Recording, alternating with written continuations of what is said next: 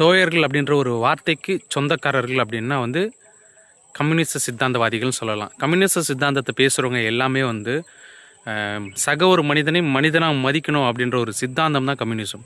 கம்யூனிசம்னா அதுதான். எந்த ஒரு மனிதனுமே வந்து உயர்ந்தவனும் இல்லை, எந்த ஒரு மனிதனும் தாழ்ந்தவனும் இல்லை, எல்லாமே மனிதர்கள் அனைவரும் சமம் அப்படின்னு பேசுகிறவங்க கம்யூனிஸ்ட் சித்தாந்தத்தை ஏற்று வழிநடத்துகிறவர்கள் தான் அதை பேசுவாங்க. நம்ம முன்னோர்கள் அதுக்கு முன்னே பேசிட்டாங்க, பிறப்புக்கும் எல்லா உயிருக்கும் சிறப்புவா செய்தொழில் வேற்றுமையான் அப்படின்னு சொல்லி.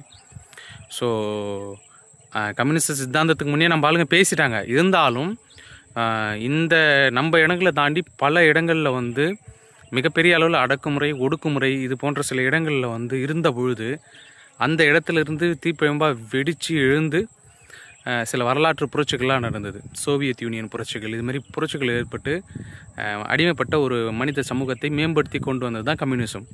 அந்த கம்யூனிசம் இன்றைக்கி உலகம் முழுவதும் பரவி கம்யூனிச சித்தாந்தத்தை ஏற்று வழிநடத்திய நிறைய நண்பர்கள், தோழர்கள் இன்றைக்கி அந்த கம்யூனிஸ்ட் சித்தாந்தத்தை சரியான முறையில் வந்து எடுத்துகிட்டு போகிறாங்களான்னு பார்த்தா இல்லை. அதுதான் முற்றிலுமான உண்மை.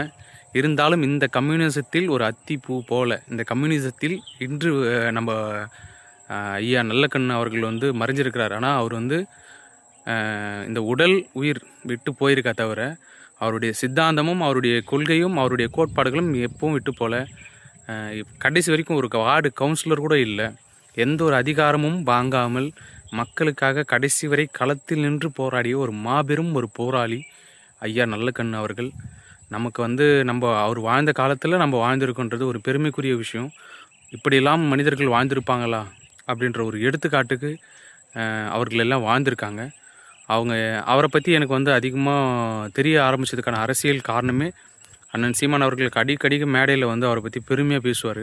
அவரை பற்றி பெருமையாக பேசும்போது இவர் அதிகமாக இவரை பற்றி பேசுகிறாரு, என்னதான் இருக்குதுன்னு சொல்லிட்டு அதுக்கப்புறமா தான் அவரை பற்றி நம்ம படிக்க ஆரம்பித்தோம்.